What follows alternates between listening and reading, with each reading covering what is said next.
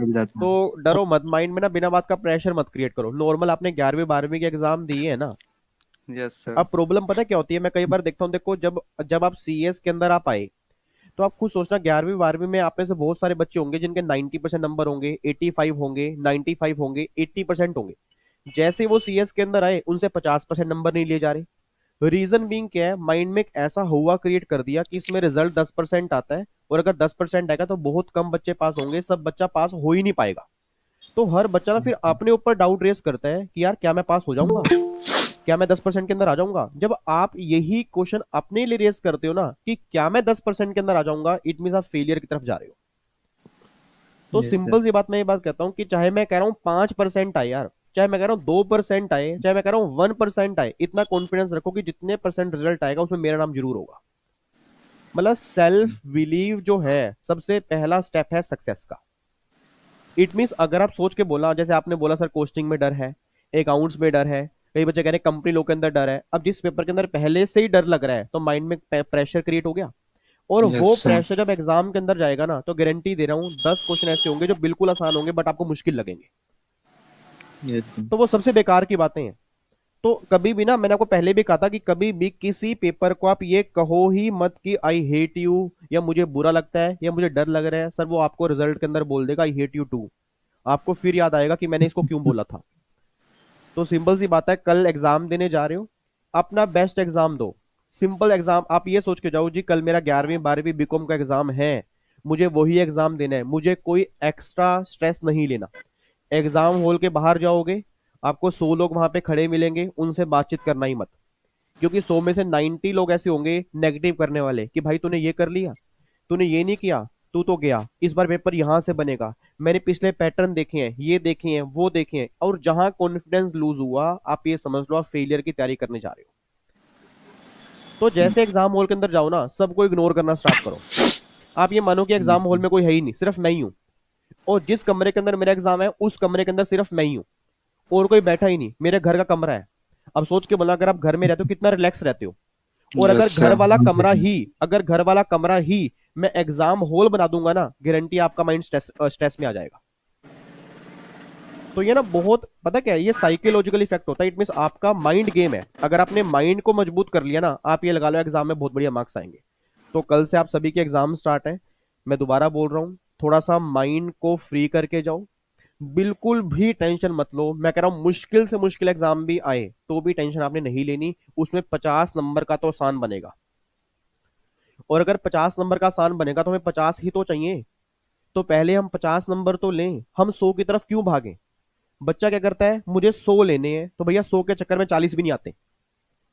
क्योंकि वो 100 के चक्कर में इतना माइंड में टेंशन ले लेता है ना, जो उसको क्वेश्चन आते हैं वो भी भूल जाता है।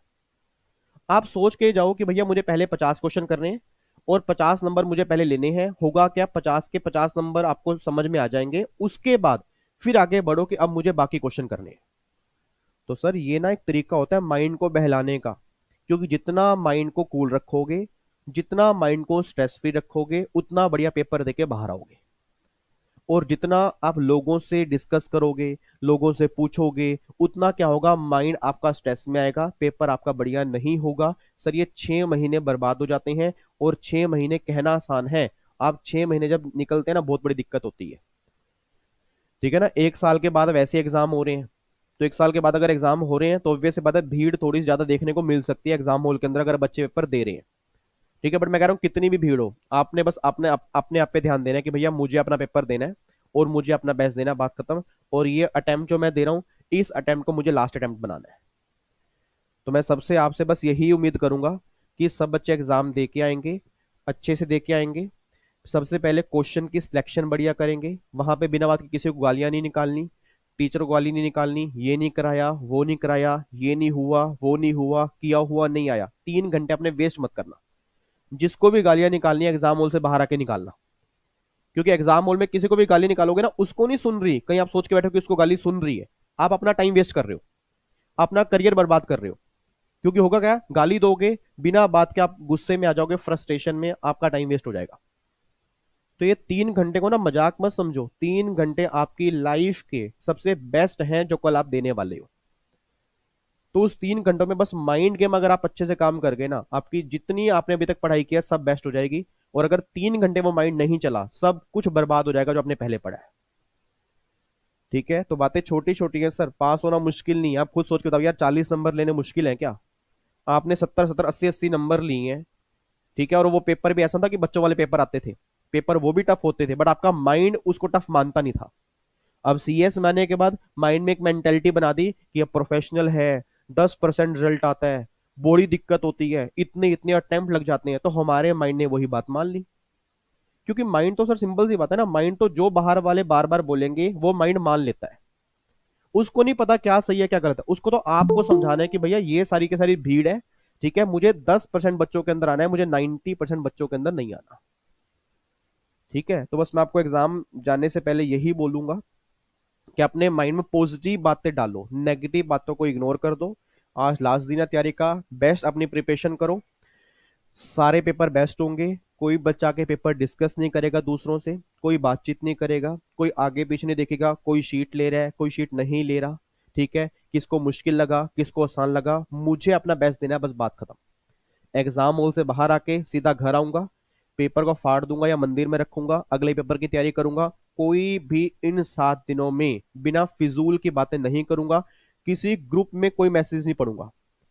क्योंकि आते ही ग्रुप के अंदर मैसेज आना स्टार्ट हो जाते हैं, पेपर कैसा हुआ भाई, इसका आंसर क्या है, इसका आंसर क्या है। और मुझे कई टीचरों की समझ नहीं आती, वो जिंदगी बर्बाद करने पे क्यों तुल जाते हैं, वो तुरंत आंसर निकाल देते हैं। उनको लगता है कि हम सबसे इंटेलिजेंट हैं, देखो हमें आंसर पता है। कमाल हो गई यार। मतलब अगर आपने आंसर निकाल दिया और किसी बच्चे ने पढ़ लिया, उसके 10 क्वेश्चन गलत हो गए, आपने कभी ये नहीं सोचा कि उस पर अगले पेपर पे क्या इफेक्ट पड़ेगा। तो सर बातें छोटी छोटी, मैंने कहा ना, सब बच्चा तैयारी करके जाता है, गेम सिर्फ माइंड की है। अगर माइंड आपका स्ट्रेस फ्री होगा, गारंटी दे रहा हूं सर, आप बहुत बढ़िया एग्जाम दोगे। ठीक है, तो अपने आपसे कमिटमेंट आपने करनी है कि इन 8 दिनों के अंदर मुझे कोई फालतू बातचीत किससे करनी नहीं है। दोस्त मेरे 8 दिन के बाद अब आएंगे। ठीक है, जो मुझे सपोर्ट करता है 8 दिनों में उसी से बातचीत होगी, जो पॉजिटिव करता है उसी से बातचीत होगी, और मुझे अपनी लाइफ के बेस्ट एग्जाम देने हैं। और मुझे घबराना नहीं है अगर कोई पेपर मेरा खराब भी हो गया। एक पेपर से ध्यान रखना, एक पेपर से कभी आप पास फेल नहीं होते। उस पेपर में अगर 40 भी आ गए ना, अगले में 70 नंबर भी आ गए, अपने आप सेट ऑफ हो जाएगा। और 40 लाना कोई मुश्किल नहीं है सर, बिल्कुल मुश्किल नहीं है, ये बात समझ के जाओ आप। ठीक है, तो बस ये बात मुझे आपको बतानी थी। उम्मीद करूंगा आप मेरी बात समझ के एग्जाम देने जाओगे, और आपका ही भला होगा सर इससे। क्योंकि देखो सिंपल सी बात है, मुझे तो डिग्री मिल चुकी है, मैं चाहता हूँ आपको भी डिग्री जल्दी मिल जाए। ठीक है, और डिग्री बहुत जल्दी मिल जाएगी यार, डिग्री लेना, सही बता रहा हूँ। आप कई बार सोचते हो ना कि पहले अटेम्प्ट में अंदर कैसे निकल जाते हैं, रैंक कैसे रहते हैं, वो सिर्फ तभी आते हैं जब लोगों को इग्नोर करना आप सीख लेते हो। ठीक है ना, लोगों को इग्नोर करना सीखो, नेगेटिव बातों को दूर करना सीखो, अपने माइंड से काम करना सीखो, जितना आपने तैयारी की उस पर बिलीव करना सीखो। ठीक है, तो अपने आप सब कुछ आपका बढ़िया हो जाएगा। ठीक है जी, once again all the very very best कल के एग्जाम के लिए। जिनके भी आगे एग्जाम है, मेरी तरफ से आपको बहुत बहुत बहुत बहुत बहुत सारा प्यार, बहुत सारा ऑल द बेस्ट। आपकी जिंदगी का सबसे बेस्ट एग्जाम दो, और आपका बेस्ट एग्जाम हो। और इसके बाद सभी बच्चे, मैं कहता हूं जो एग्जाम देने जाएं वो जरूर अच्छे नंबरों से पास हो जाएं, ताकि उनके फैमिली के चेहरे पे एक स्माइल आए, उनके चेहरे पे एक स्माइल आए, उन्हें लगे कि जो हमने हार्डवर्क किया हमारा सफल हो गया।